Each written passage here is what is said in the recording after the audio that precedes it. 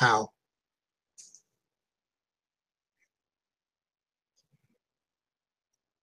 Kind of like I felt it in the moment. Like I just, you know, I just wanted to, you know, I just know, I just let my the indigenous brothers and sisters know that I'm down.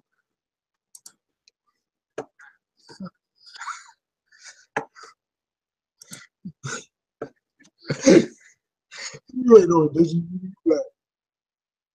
Nigga, you black. You black. I ain't apologizing for nothing. What I look like apologizing for some, you know, things happen. You had to go see somebody in the hospital. So you know what? I ain't apologizing for nothing. Nothing. Nothing.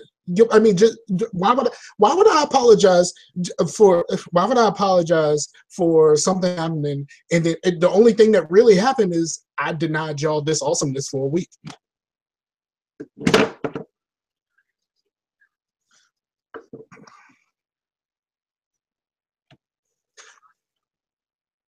I mean, I believe I'm awesome.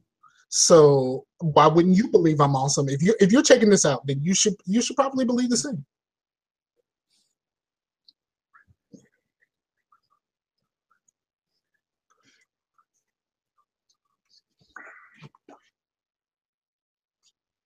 Word. That's how you gonna do me? That's how you gonna do me?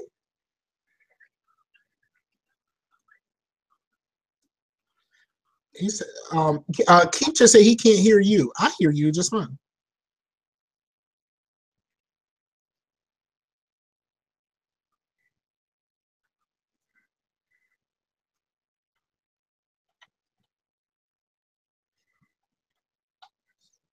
That's why. That's why. My man tried to get closer to the microphone so he can get his quiet storm on. Nah, my mic levels. No, what happened was for some reason it wasn't turned up. It wasn't turned up in the Google Hangout, which it was just for a second ago. So okay, he said he hears you now. He got you. Yeah, that's what's up. Yeah, that was the problem, Keith. My bad, man. But no, I actually have to bring the mic in because I'm still getting in trouble by the wife, and and so I need that. So I actually need to bring it in. So, but hey, look. First of all, before we get going, mad shout outs to them cats over at Everyday Gamers. So if you guys don't know, my boy Will, aka GeekWilliam, now he's been around. He was the first non-OFR show to join the network, right? He's been around with us for years, and Will actually helped set up many of our websites and still helps us out on the current website, helped us set up all our RSS feeds. So every show that you can go out to OFR and get, Will helped set up those feeds, or at least had some play in that. And anyway, he, as you know, he's had an issue with his vehicle, his mom's vehicle, trying to get her around and everything. But man, Everyday Gamers came through today, and those cats dropped him off $1,000 in his PayPal. They put a stack on it. That's what I'm talking about. That's what it is, right? You know what? I actually talked about this on the last Scarcasm, right? Oh, did you? I was talking, you know, because I was talking about Will and his situation and right, and all that. But I also talked about like when your boy Meef J showed up for me. Yeah. And as small as it seems, it was a grand gesture. When I needed it, your boy Meef bought me some ramen. Now that may not sound like it was. That may not sound like it was a, you know, something crazy, but you know, back in the day, around the time when everything from my life stopped spiraling out of control, and I was able to go see my daughter again. Like I didn't really have the money to go, and I put on Facebook that I don't really have the money, but it's for my baby. I'm gonna hop in this whip and I'm gonna go see her. And if I gotta live on ramen for the next 2 weeks, I'm just gonna have to do that. And then your boy Meef J bought a nigga some ramen. Like right. No, straight up. It's like and you know, and like I said, it doesn't seem as grand of a gesture because it's just ramen, but it's something that I needed to survive for the next week or so. Right. Because I had to take what little bit of money that I had left to go see my child, because you know there had been a 6-month period where I didn't see my child.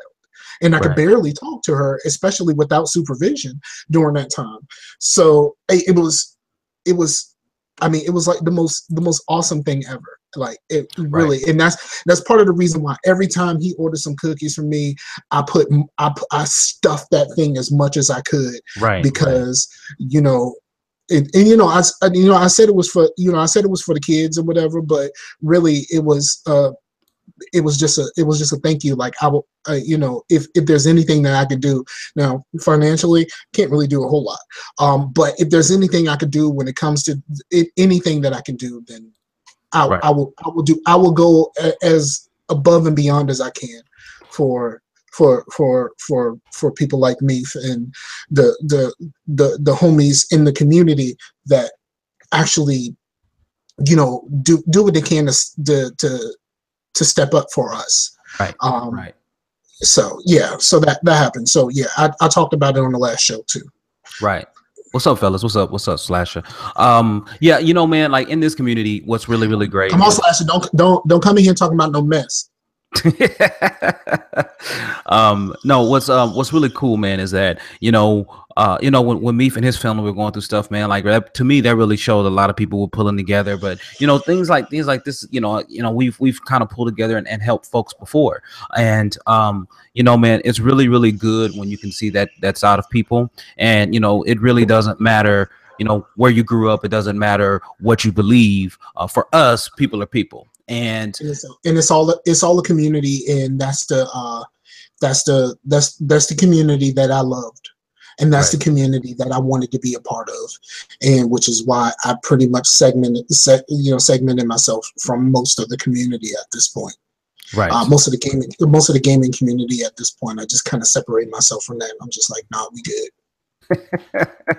But in that regard though, like these are the people that came through for him right now, you know, the folks in the gaming community. So I mean, there's still good to be had out there, I guess is my point. But I just, you know, I really, really thank those fellas. And you know, we still need to have a Black Shows Matter. But oh no, bruh, did you get that Facebook post? I didn't get it. No, I tagged you in it. There's a Facebook post where somebody did the greatest TV shows, the greatest TV show themes, and it was very much a Black Shows Matter affair.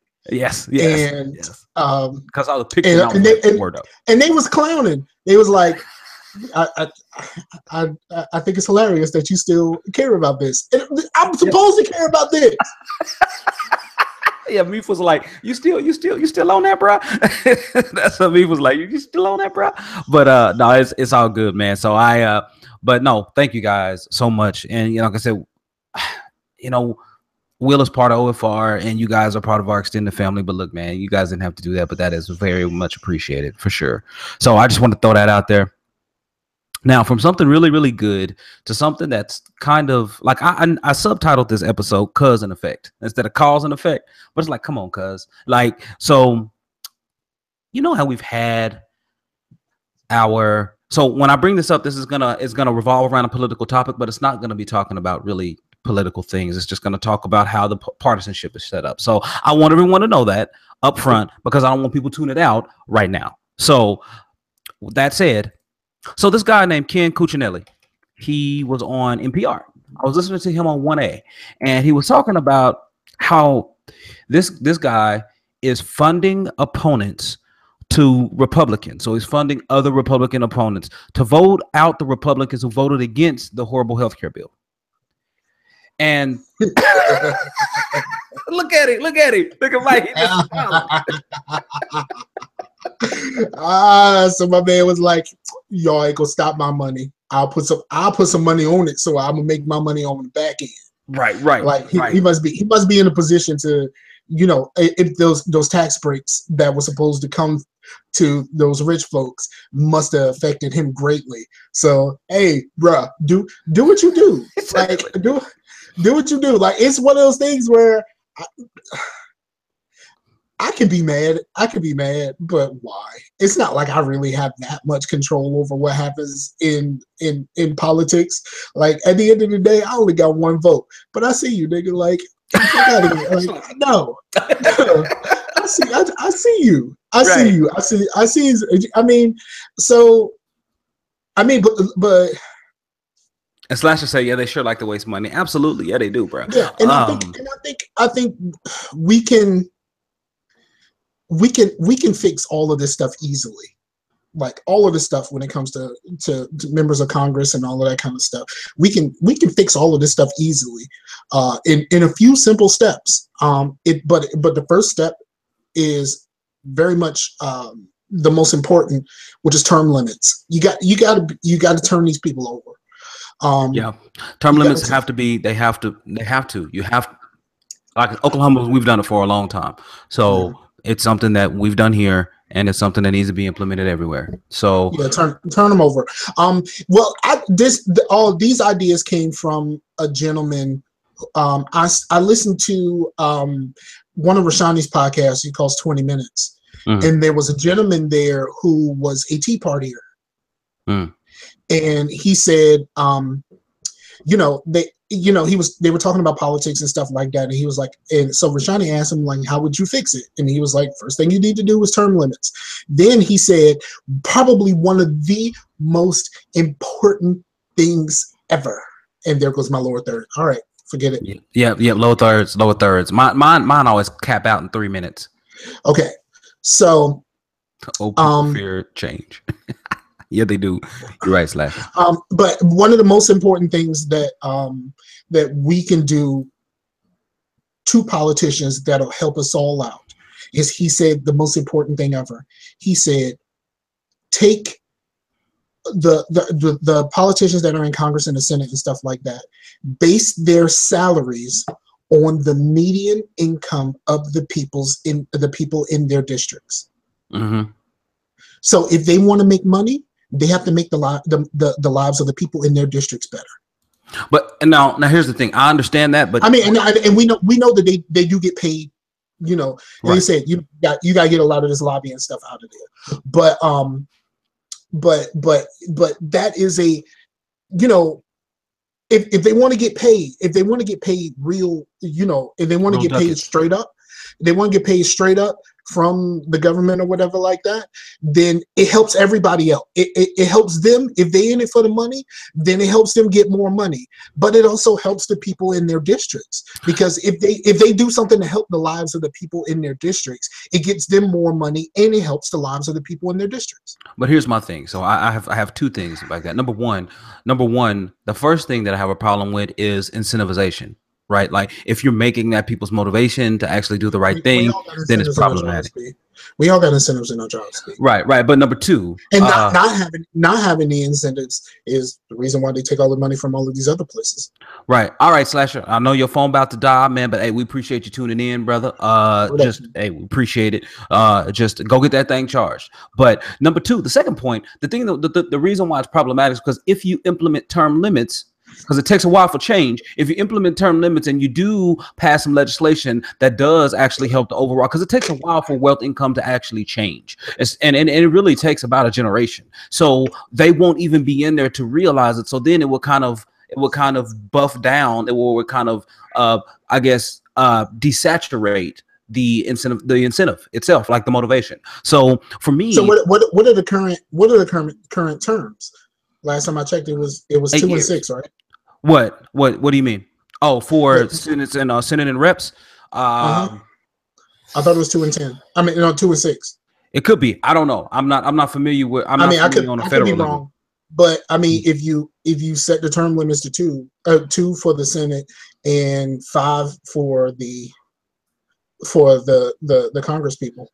Well, it's not 2-5, so it will be. So a term limit is the number of times you get reelected. So it'll be right now. Right. It's pretty much ad infinitum. But if you set it to like 2 terms or 3 terms, then that could change some things, right? Especially for the one with the longer time period. But with the House, it's always coming up. It's always faster. It's always right. That's what I said. That's what I said. 2 for the Senate, 5 for 2 for the Senate, 5 for the Congress. I mean, Well, I think that if you put a total, like in Oklahoma, it's a total of 2 terms. Period.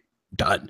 And that's just how it is. Then you have to move around, right? So, but if you make it 6, then they're equivalent to each other, right? So here's the thing, though. Here's my whole point about what Ken Cuccinelli is doing. Remember when I talked about the whole partisanship thing? And here's my thing, and I've said it before because I worked in I worked in state government. I worked around legislation. I did legislative analysis for years. I did revenue analysis for years. And the problem is that people play along these party lines, and the party lines, they poorly represent all of the different options out there. So this is more or less an effect of the party line behavior, but things like this actually cause more party line behavior. So it makes it a huge detriment or massive consequence for you to not straddle and see walk along party lines. However, like, because people expect you to act that way, now they're trying to hold people accountable and trying to sue people. Well, he was going to sue people, then he was like, no, I'm just going to fund other people to oppose them. And I'm like, at what point do you understand that you're perpetuating the issue that is the full problem with U.S. politics? We are too busy lying on bifurcated lines that sit at the extremes of thought processes. Nothing happens at the extremes unless you're in Phoenix or unless you're in stinking Alaska. The only thing that happens in the extremes in those two places are temperature. Nothing in life happens in the extremes. And what you need to understand is that when you keep making people decide along a monochromatic line of black or white, yes or no, death penalty or no, pro-life or whatever, pro-choice, like when you keep making people dance along these extreme things and don't give room for the middle to actually appear, you continue to minimize the options that we have as people and as a country. Stop that shit. Like, it's ridiculous. It's boring me to tears. And what's even worse is that we have an entire media system that placates and just fills our news cycles with all this madness of one extreme to the other. Like, how about we have an intelligent conversation and come somewhere in the middle where life actually happens? So for me, this person is the cause. Well, we can blame the media, and we can say that they are the problem. The problem isn't really the media. The problem is the people who consume the media. They want all of this stuff. The biggest problem with the media is the 24-hour news cycle that pretty much happened after the O.J. Simpson trial. Right. Shout out O.J. He's gonna be free in a few months. Revolution. And I think he's gonna go see about Jay-Z. But I mean, this is what happened when these news places realize how much money they can make off of constantly giving us news. And even when there's slow news, it turns into just dumb news. And you know, I don't see that changing, because the people who consume this stuff on a constant basis, like my ex-father-in-law loves Fox News, like loves it. Like, you know, like that's his jam. And even though I know him to be a good man, he can't get enough of that. You know what I mean? Like, yeah. And so at the end of the day, like, what can we do about it? The only thing we really can do is turn it off, and no one seems to be willing to turn it off. Wow. Yeah, it's just. It's not going back. It's not going back. So we can blame the media as much as we want to. But as much as we want to blame the media, we just can't. Like we just can't, because the problem is not with the media. The problem is in ourselves. I mean, I can concur with that. And like I said, I'm not blaming the media. I'm just saying they perpetuate it. So they keep it going. Because they need to. They have to. Like Anchorman 2, if you hadn't seen Anchorman 2, they talk about how the entire news industry was changed towards the 24-hour cycle when things like the OJ thing happened. And so that's what Anchorman 2 is kind of about. That message is kind of hidden in with all the silliness and the Six Panther cologne and all of that stuff, but it's there. So just you're right, though. I mean, I think it's really hard for people to go back because those ratings, right? Those ratings that amounts to ad money, that amounts to exposure, and a lot of that ad money is based upon exposure and reach and the audience. So you're right, it cannot go back. But I just want people to start thinking, man. I'm tired of people just buying everything that's being said. I'm tired of people living in these extremes and living in this, well, either it is or it's not. Sometimes it's a little bit of both. Sometimes it's neither. But how do we change it? Like that's the question we keep coming back to, is how do we change it? Man, just be intelligent about stuff. Just use your head. How can you be intelligent about stuff when schools are terrible, people generally are sheep, and Fox News has the best shepherds? Man, what you got to do is come in and expose the shepherds for what they are, man. They're you know, but that happens all the time. Shepherds' clothing.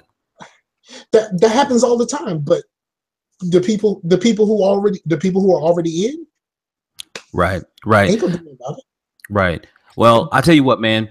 Like I mean, we really it's the same thing. Like there's been like think pieces, about like the Trump voters and how, you know, watching all of the things that are happening right now. Mm-hmm. Why are they still behind this dude? It's just like they just can't. They just can't. They can't stop it. They can't stop it, and they're just, bruh. There was an article that came out that said 45% of Trump voters actually believe that Junior met with Russian representatives. Mm-hmm. This is after he admitted to doing it.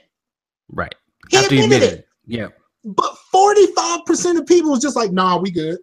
Nah, B, I'm good. I don't need your facts. 45% of Trump voters don't believe something he admitted to doing.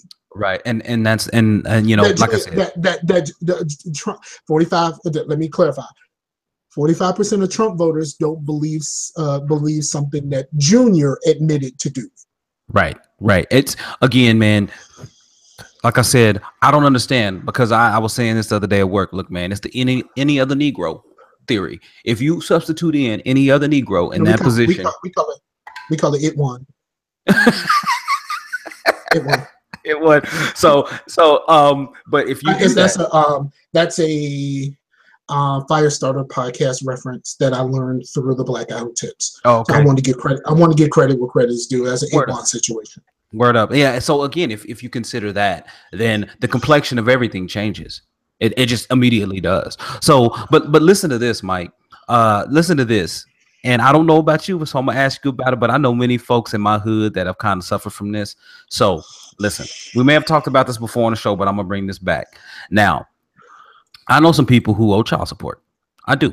I just know people who owe child support. It's a fact. Yes. But however, I know some people who owe child support when they don't have to. And unfortunately, this guy, Gabriel Cornejo, they got another one? He is ordered, a Texas man ordered to pay $65,000 in child support for a kid who isn't his. Listen to this. Yeah, this happened to a brother like a year or so ago. Yeah, in 2003, a child support court in Texas ruled that Gabriel Cornejo, 45, had to pay child support to his ex-girlfriend who had recently given birth because she vowed that there was no way he wasn't the right dad. Cornejo is currently raising 3 children of his own and 2 nephews. Claimed that he was not made aware of this and only found out about the child support payments later when a deputy served him court papers claiming that the state Texas listed him as having another child. He soon met with the minor for the first and only time, describing her as a wonderful girl, but after taking a DNA test, learned she was not his after all. However, the girlfriend and the state still want $65,000 in back payment. He said, I'd never thought of my whole life. I would have to defend myself of something that I am innocent of. And it says Family Code Chapter 161 in Texas states that even if one is not the biological father, they still owe support payments that accrued before the paternity test proves otherwise. Why would you owe it if it's proved it's not yours? Yeah, this happened to a brother, and here's what happened. He was with a girl. He was with a girl, okay, and she was pregnant shortly thereafter. Well, she found out she was pregnant shortly thereafter, after they got together. She knew that he wasn't the father, but at the time she had the child, that was her man. She put his name on the birth certificate. Boy, that's so shady. They broke up. Of course. She tried to take out child support on a child that she knew didn't belong to him. Man. He took a test. They said that the child wasn't his. They still wanted him to pay the money. He chose to go to jail. He went to jail for child support he doesn't owe, and they still want that money from him. He chose to go to jail. It was like, pay this money or you going to jail. I'm going to jail because I'm not paying for a child that's not mine. Look, children are not the ones at fault. But if it's not your responsibility, do not ask me to pay for something that's not mine. Like, don't find the right person. I don't care who you are and what in whose legal system is it okay for you to encumber someone or put someone or in debt someone who didn't even benefit at all from the debt. Like, how are you supposed to do that? Like, it's shameless, man. And I know some people. I know some friends of mine who actually, while they were taking care of their kids, had child support put on them. Like, how was that even possible? It happened to people close to me. Yeah, how's that possible, bro? I had someone close to me. I won't put their name out there or their relation to me. And I had somebody close to me who was in the home, helping taking care of the kid, but she lived under her parents were helping her out. Oh, and because her parents were helping her out, she told them that he wasn't living there. So he got child support put on him, and he was living in the house. That's so wrong. Like, he was living in the house, but because she couldn't tell her parents. Right. And here's the sad part. Here's the sad part. Here, anyway, at least in Oklahoma, it doesn't. All it takes is one accusatory party. All it takes really is the mother to go and say, hey, this person owes me child support, and that's it. There's no validation on the other side. There's no checking. It's just, oh, for real? That's your claim? Okay, we got you. And they start scribbling it down, and that's it. They go off and they start pursuing. And it is the most lopsided, lopsided process ever. And it is ridiculous. My cuz got hit for $8 something a month. Wow, brother. Yeah. Wow. Yo, I would tell you, a long time ago when I was working for Public Storage, I was working in Chesapeake because I was a floater. I was working in Chesapeake, and this gentleman Chesapeake came Bay, in. for y'all not familiar with Virginia, but continue. No, and not Chesapeake Bay, Chesapeake the city. Oh, Chesapeake. Okay, I'm sorry. Go ahead. Yeah, Chesapeake, Virginia. I was working in Chesapeake, and this gentleman came in and was, we were just talking and chopping it up. And I told him that I had a daughter, and he said, oh, I got all kinds of stuff in my storage unit. My daughter's a teenager now, and there's some stuff from when she was a kid. I got a bike. I got all kinds of stuff that you can have because I can't do anything with it because my daughter's a teenager now. Right. And then he told me what happened. Mm-hmm. He said he's a network engineer. All right. Well, he making some bank. Yeah, and he had to pay over $1,000 a month in child support. That's tough, boy. But he said he could afford it. I mean, he wasn't no like, I just started network engineer. You know what I mean? He said I could afford it. So he said one day his ex gives him a call and says that there was a problem between her and the daughter. You need to come get your daughter. All right. He goes to get the child. Child comes to live with him. He said, all right, then I'm gonna get my payback. So remember, he's paying over $1,000. Right. He said they went through the whole process, and he said they granted him the child support, and he got his first check. You want to know how much that check was? $35. $27. Man, I should have went with my first guess was $25. $27 after paying G's every month. Yep. Every month paying a G every month. He got back $27. That's a tough one, man. That's a tough one to swallow, bro. That's a tough pill. But unfortunately, that process is extremely lopsided. Like I said, it's one of the most unfair processes I've seen be legalized on the books. Custody is just as bad. I tried to get. I was going to when I was going through my stuff, I was going to try to get custody of Pooh Bear, and I had to hire a lawyer to fight something else.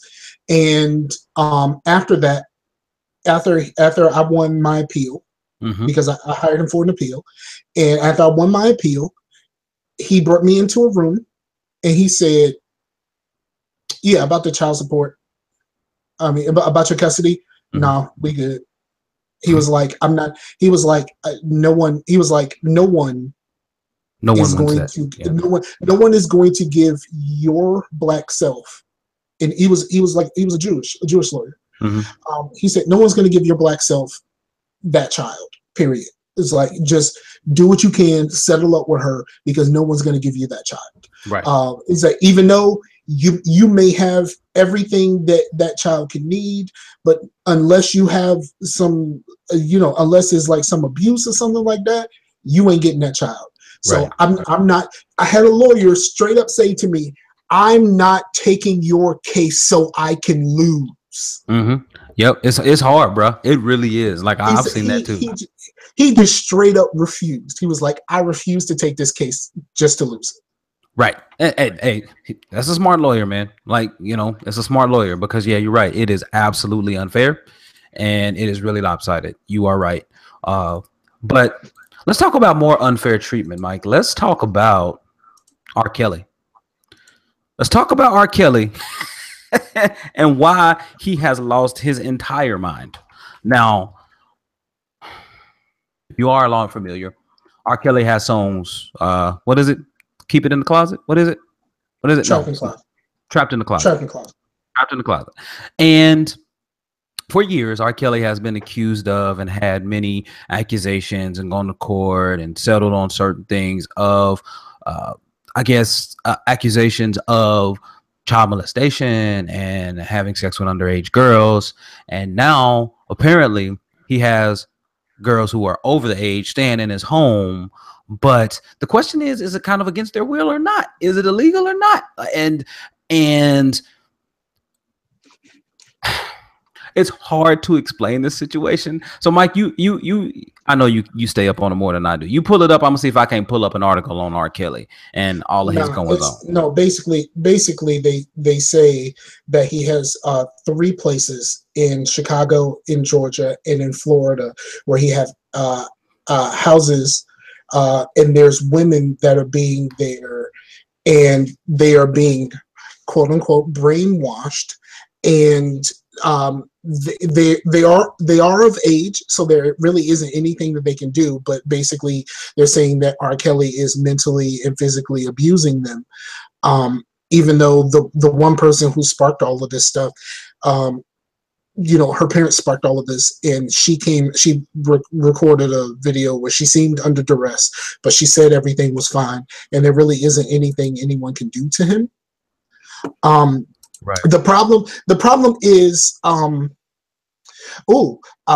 breaking news, Derrick Rose has signed a 1-year deal with the Cavs. Really, man. But see, here's the problem. When it comes to R-Kelley, we got receipts of deviant behavior, and he got away with his deviant behavior, and he just changed the behavior slightly so that he wouldn't get in trouble. Like, we knew something was wrong, because, like, I don't know, it was a few months ago or last year, it came out that his current girlfriend was 19 years old.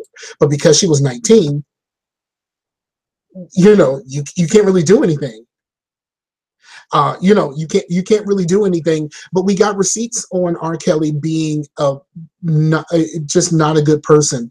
The problem with R-Kelley is he is extremely talented as a singer-songwriter performer, and that makes most people ignore the things that he has done and things that he probably will do in the future.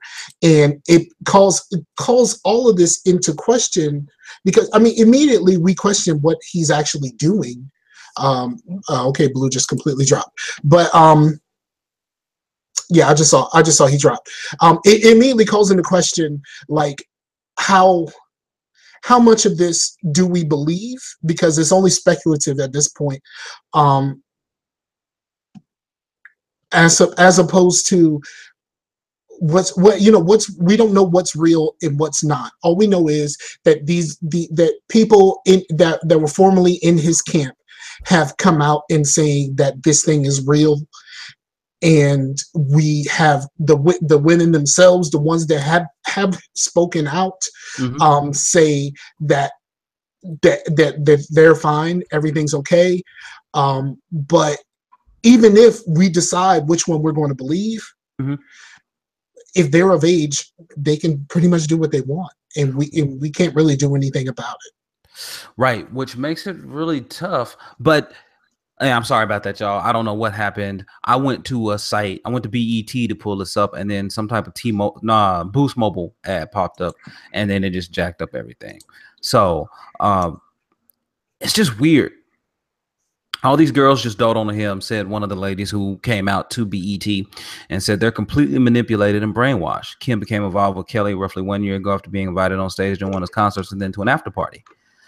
So he said Kim claims she realized that Kelly was very controlling, quote unquote. When we're out, we're not allowed to look at anyone. She said we have to keep our heads down. If we're back in his studio sitting on the couches, here, let me just go ahead and pull this up so you guys can see what I'm reading. If we're back in the studio sitting on the couches and he has friends across the room at the bar, we can't look at each other or communicate with each other. The girls are also instructed to tell on each other, she said.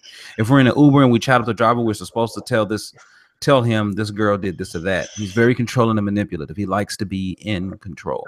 Look, man, you know, Bomani said it on his show. Like, he's like, he doesn't believe it's like cultish, or is it a pimp? Like, he sounds more like a pimp. It sounds very pimpish. Yeah, right. It sounds very pimpish, but even if it's a pimp type situation, it's still a messed up situation, especially for him to be in the middle of all of this. Absolutely.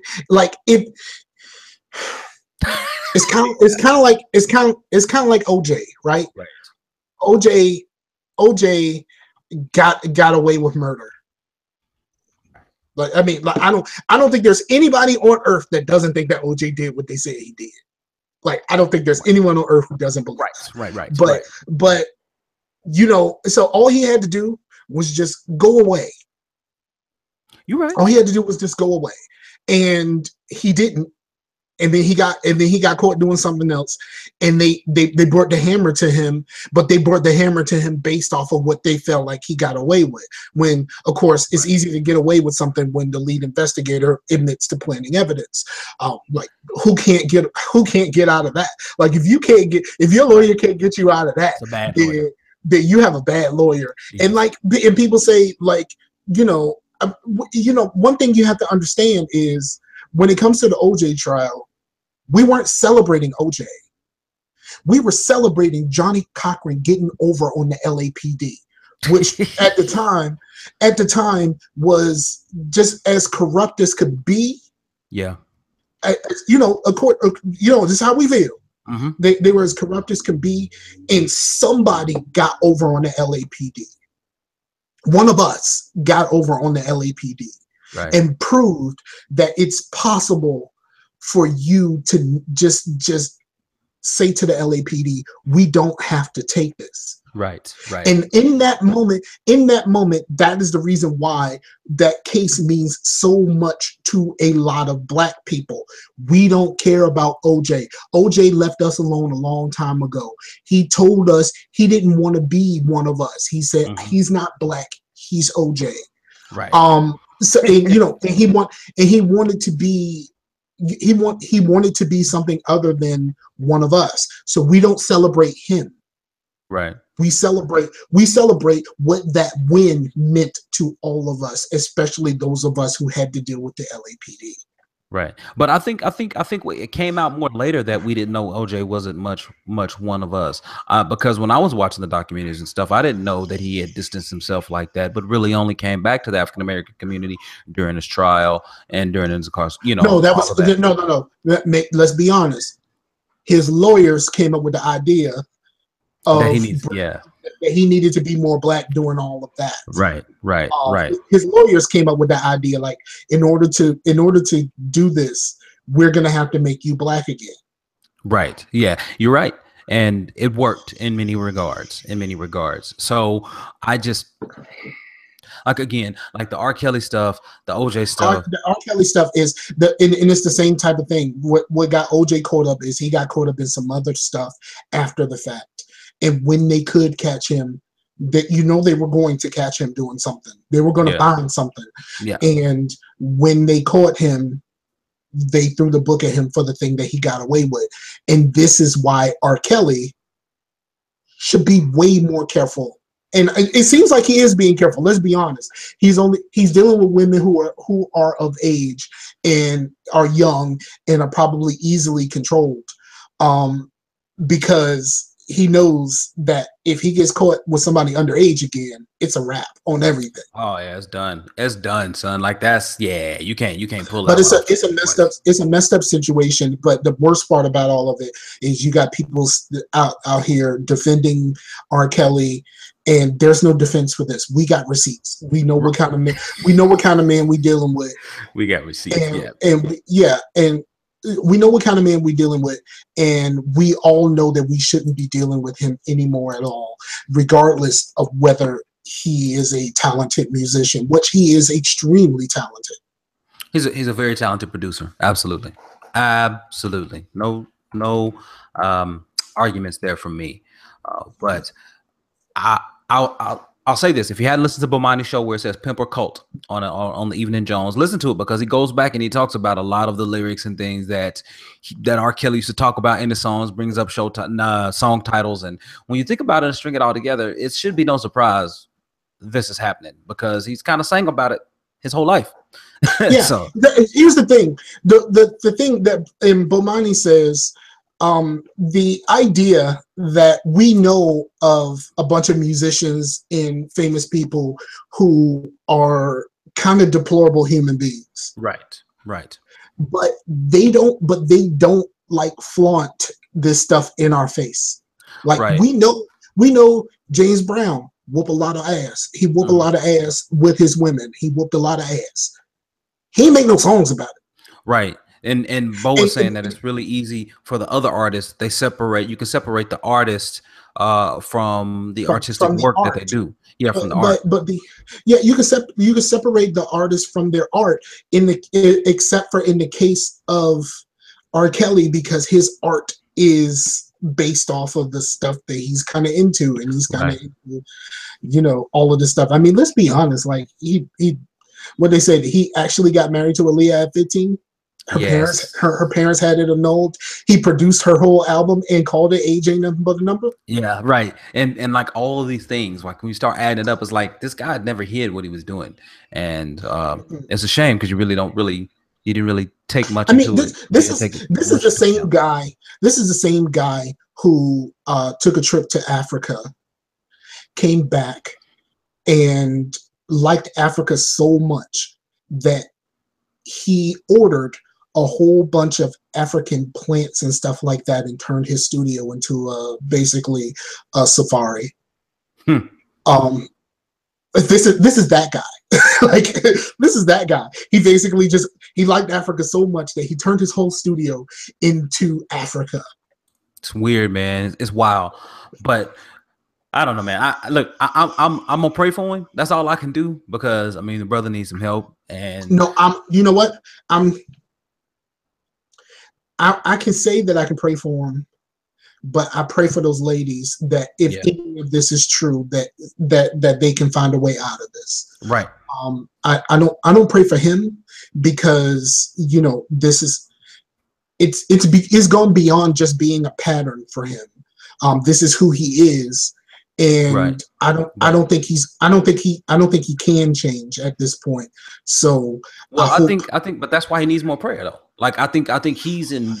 They both need it, right? The ladies in the situation, but I think because his heart is hardened, and because he has been that way, like he really, like he's truly in need of that prayer. Now those ladies are in need of their freedom, absolutely, but he's truly in need of some prayer, bro. Like he is at that point to where like he really needs something. So I think that's the only thing that's going to change it. But look, Mike, there are a lot of other changes coming down the pipe, man. Yeah, they said when the reason why him and Jay-Z stopped messing with each other on the Best of Both Worlds tour, R-Kelley would show up late to shows. Really? And whenever R-Kelley was walking back and forth to the stage, whoever was with R-Kelley, one of his mans in them, would announce that R-Kelley is walking through, and everyone, including Jay-Z, was supposed to avert their gazes. What? Yeah. What? Avert their gaze? Come on, son. Couldn't look at him. Couldn't look at him while he was walking to the stage. It's like all kinds of stuff. Like if you look up like what was happening during the Best of Both Worlds tour, like it's like some crazy stuff. That's ridiculous.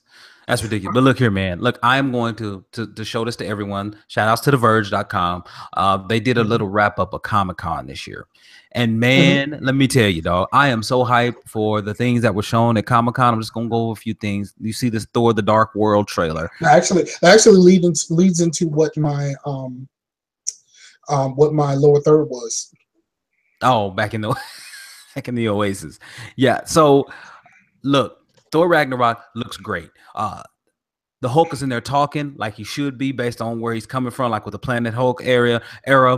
So he's kind of merging that Bruce Banner and that Hulk. Look, I am looking forward to that. I mean, the Justice League trailer even looked better. Like the more I watch it, as it gets closer now, it's starting to look a little better. And they talked about Stranger Things season 2 coming, The Defenders, and I still haven't seen this trailer, which I'm about to sit down and watch this trailer after this show was done. It's actually pretty. Next month, the trailers that I have seen, I haven't seen one of them that made me go, no. Like it's all been like everyone's that I've seen, except The Gifted. You probably like. No, my only issue with Gifted is it looked very much like Heroes. Right. And again, I'm not a Heroes guy, so for me, that is not what's hot in these streets. This is what I'm excited for. The Kingsman, dog. I will cut you. I will. If you hate on Heroes, I will find you and I will cut you. You're gonna see me next week, son. I'm in York City on Sunday. On Sunday. That's right. And I have samurai swords. I do too. And I know how to wield them. You ain't gonna bring them with you?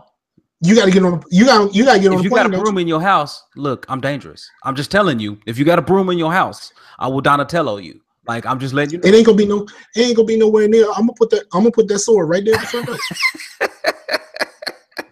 door. But look, and the Bright is Will Smith. It's on this a Netflix deal. I hadn't heard about it, but they said it looks really good. And my son, he's kind of really skeptical. Like he hadn't even watched Marvel Agents of S.H.I.E.L.D. And I'm like, son, what are you doing? But because that last season was great, man. And I'm like a season in. I'm like a season behind. I was like right at the end of the season with Ghost Rider, and so like I'm a full season behind, I think. So I need to get there. Or maybe I'm half a season behind. But look, this is what Ghost Rider is the last season. Right. And I watched most of it.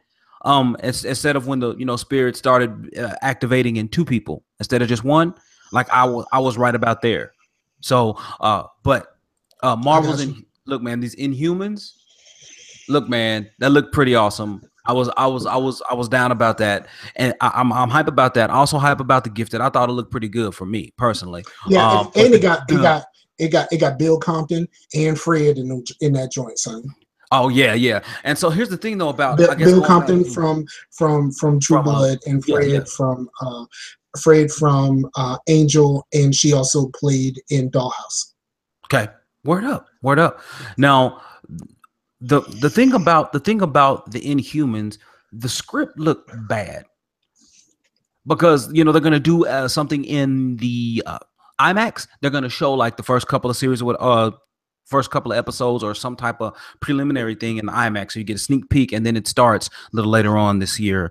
But look, the Inhumans tying in, because if you don't, the Inhumans, they've actually been in a show before, but now these are a new set of Inhumans, so I'm looking forward to it. They're the real Inhumans. Yeah, like the real Ghostbusters. Yeah, I thought I said Ragnarok, man, because I was showing it on screen, AZ. So if you just listening, but no, I showed it on screen, but I'm really excited for that. But look, man, and the Dark World was terrible. The Dark World, it wasn't as cool as I thought the first one was. Now it ended up being better toward the end, but it wasn't as cool as the first one was, I thought. But that's just me. Now, but the first one was Drumline. Drumline? Is that what you said? Same basic story premise. Yeah. Now look, the DC stuff, man. The DC stuff. It's not all of those. They still making Legends of Tomorrow because I am struggling. That last season, the last season was actually pretty damn good. Dude, I'm struggling to get through it on Netflix. Struggle for real, legitimate struggle. I really enjoyed the last season. I know the first season was struggle-tastic. They started to gain a little something on this season. That was their second season. Yeah. I think what there were things that we were missing in the first season. The problem with the first season is they didn't know what to do with all of those characters. So they would go like, "We're going on a mission. A few of y'all stay here on the ship," and it was just like, okay. They found something for all of them to do, and that made that show better. Well, so for me, I'm still trying to get to it, so I cannot wholeheartedly recommend that show, but I can recommend Flash and Arrow. Supergirl, I've just confirmed that I don't like that show. I can't say that I don't like it. It's just not as compelling as the others. It's really not as compelling as the others, but I've confirmed I am not a fan of the lead. I'm not a fan of hers. I'm not a really big fan of her sister. And the only person I wouldn't say that I'm a big fan of hers because she's too. I think she's a little bit too Dawson's Creek to be a superhero. Yeah, she's a little bit too fresh or wet behind the ears. Like right. It's like watching. It's like watching a superhero show set in a 90s teenager TV show.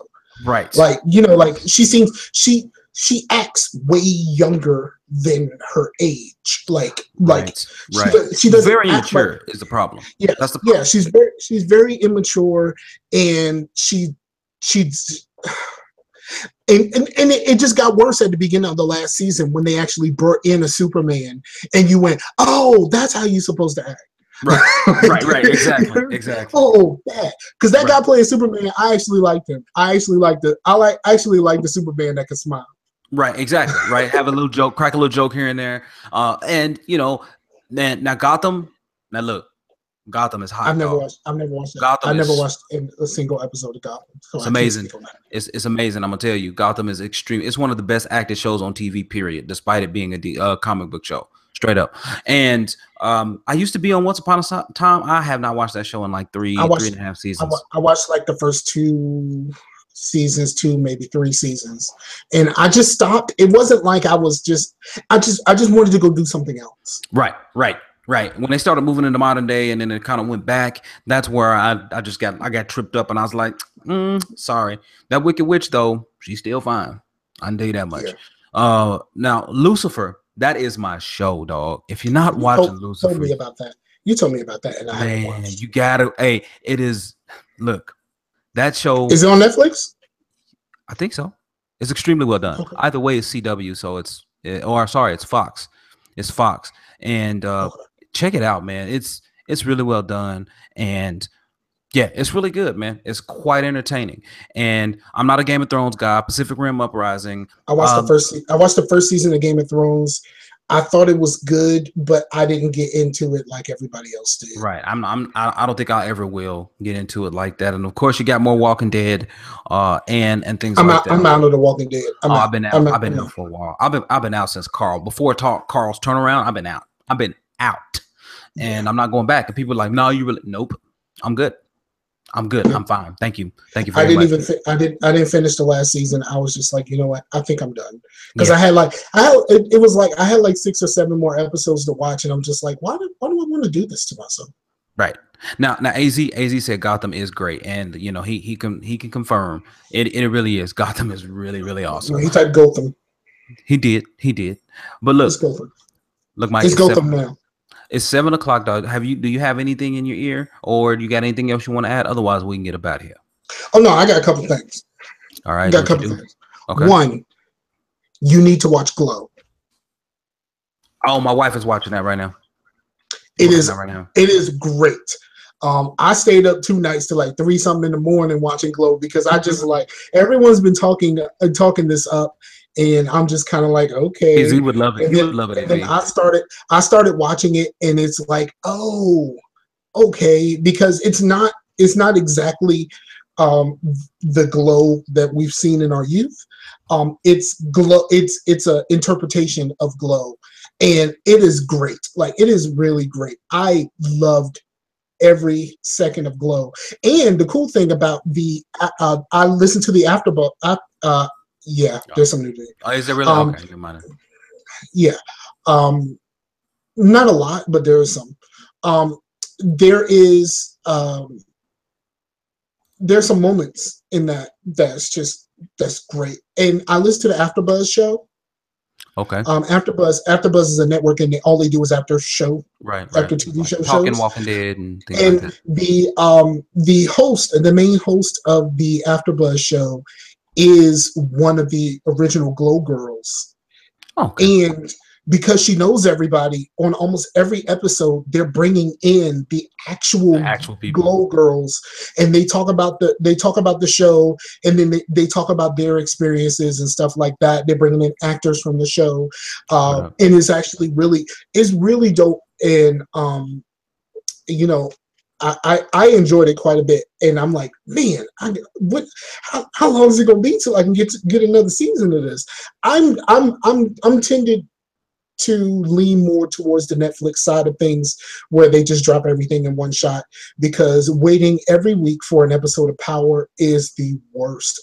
Power, man. I'm not so good. It's so good. You need to. It is good. It's a good show. And I don't doubt that. I don't doubt that. But man, I got so much already. I got so much already. It's so good, bruh. It's so good. Like, it's good. Yeah, but you like Lost and Buffy. So I mean, I gotta take that with the potential grain of Himalayan rock salt. I'm telling you, Will started watching it when I suggested it to everybody, and Will is as in of it. Will is in it as much as I am. Absolutely. And we couldn't be more. Will and I are not a whole lot alike. But the show is greatness, sir. It is great. But now that I'm caught up and I got to watch it every week, it is the worst thing ever.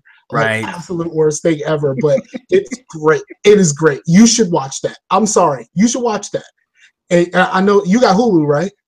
Yeah, I do. They put the first 2 seasons on Hulu. Do that. Like, don't start nothing else new. When you get through what you gotta watch, don't start nothing else new until you start Power. All right, I might give it a shot, especially when I'm out there this week, because man, I'll be in your area for 2 weeks starting Sunday. We're gonna have to get out there and get it in, and Sunday evening we have to go somewhere. Well, I have to go check into the hotel, but I'm gonna be there with a few people who are gonna be riding around with me, man. But we're gonna have a good time. Hopefully Monday, maybe I can come by the crib. We can record together. I don't know. We'll see. Maybe we'll make it happen. We can pull that off. Yeah. So I will have Pooh Bear back because I'm child free this week. Oh, okay. All right. So yeah, man. So y'all look for us next week. I mean, it's gonna be different. It's gonna be unique. We're gonna be in the same room, and I might get cut because I'm gonna say something more than likely about Lost and possibly Buffy. So I might get cut next week. I mean, I'm just saying. I got insurance. I agree. All right, Mike. You said you had 2 things. That Glow was one. What was the second thing?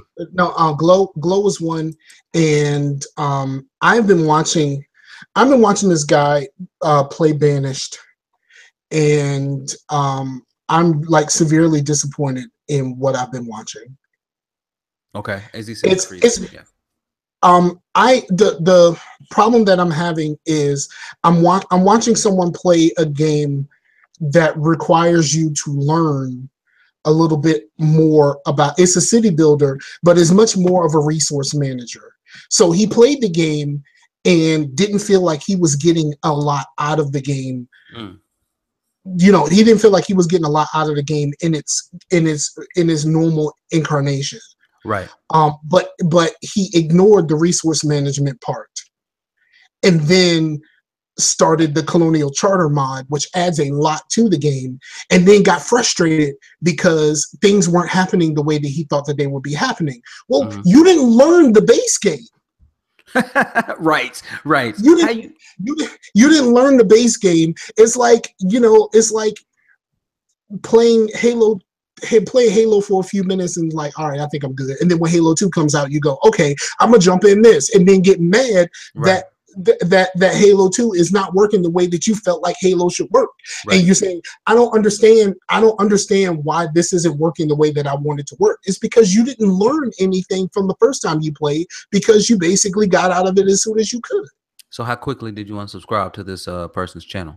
I did not unsubscribe, but what I really want to do, I've sent him a bunch of YouTube messages about the things that he was doing wrong. And I pointed out the fact that you didn't learn all of this stuff in the base game. And that's the reason why you're having these problems now. But what I really want to do is to start my own series using his same settings and showing people how you actually get this thing done. That's what's up. Sounds like a plan. I thought about you the other day too, because I got a humble bundle, and well, actually, I got a bundle of like a premium Steam bundle from CD Keys or whatnot, and one of them is a resource management game, and I'm gonna give that code to you once I figure out which one it is. But I'm gonna send it to you. Okay. Yeah. So, but yeah, that's what's up, man. Yeah, y'all check that out. I still need to buy that humble bundle. I gotta wait till I get paid. Yeah, yeah, you need to get up on that. You need to get up on that. I bought the humble Capcom bundle as well. If y'all so I get Resident Evil remake and Resident Zero. They keep doing that same. They keep doing that same bundle like over and over again. Right. Well, I had to jump on it this time. Finally, I was like, I can get it. I can get it. So I went ahead and got it. And there are a couple other games I want to get because I want to get some fighters. I still want to pick up Injustice 2. Still want to pick that up. And yeah, I really want to play that. Yeah, so there's some things that I still want to play, but I don't want to play it on the Xbox because honestly, the only reason is that my fight stick doesn't work on my Xbox One. It's a 360 fight stick. It works on my PC, not my Xbox One. So yeah, that sucks. Yeah, so it's not, and it's not crossplay. It is not, which is terrible. Sucks. Yeah, that sucks. So, but otherwise, I mean, that's really about it, man. Do you have anything else, Mike? Because we need to get up out of here, man. We had an hour. Man, just shout out to everybody that came and checked us out. It's good to be back. We enjoy doing this thing for you, and we enjoy you checking this out. So thank you for anyone who's watching live, who will watch the video later, or who will listen on the podcast. Thank you for giving us a little bit of your time. And I'm told. Oh, the other thing I meant to say is because of the trailer for Ready Player One, I'm totally listening to the audiobook again. Okay. That's what I meant to say. I forgot. Okay. But I just remembered. And that's why I said I'm back in the Oasis. Because Oasis is the name of the thing that they use in Ready Player One. Oh, okay. That's what's up. That's what's up. Now, my shout outs, of course, go to everyone here in the chat. Keith Slasher, who dropped in for a while, and AZ Rockslide. And again, regarding AZ Rockslide and Everyday Gamers, thanks again for the phenomenal amount of generosity that you guys chose to bless Will with, man. That is phenomenal. That is excellent. Thank you so much. Just good guys all around. And also shout outs to, I think 2 weeks ago, Classic Materia had actually retweeted something or kind of jumped in a discussion at some point about something. And I just wanted to shout him out and say thanks. I saw that. I appreciated that. Oh, the Homie Classic? Yeah. His wife just became a doctor. Oh, phenomenal. Congrats. A doctor of what? I'm not sure, but he posted on, he came back to Facebook after being away for a while, and he said his wife got her doctorate in something. I didn't really read much, but man. I saw that. But shout out to the Homie Classic. That's my dude. Yeah, he's cool. He's cool, man. Mad cool. So yo, that's what's up, man. So this has been episode 81 of Facetious. Again, we'll be back in your ear again next week with a live show for me and Mike, and maybe the next 2 weeks because I'm out in Virginia for 2 whole weeks, y'all. So maybe the next 2 weeks we'll be coming at you live. We might do a little something from Bob Evans. We might just record somebody. We might just make that happen. But there's a Cracker Barrel not too far away, Mike. So this Cracker Barrel's all around all around here. Yeah, so but that's really about it though, ladies and gentlemen. Thank you so much for listening and watching. We'll be back in your ear again next week live. You'll hit us up, check us out, because we're probably gonna be live streaming and periscoping and doing so much stuff next week, because I plan on hanging out with him as often as his girl will let me. So all right, y'all. Oh, she mad at me. She made me take all my stuff out of her house. Oh, really? We'll have to talk about that. All right, y'all. All right, y'all. Peace out to the Warriors. All right. Peace out, y'all.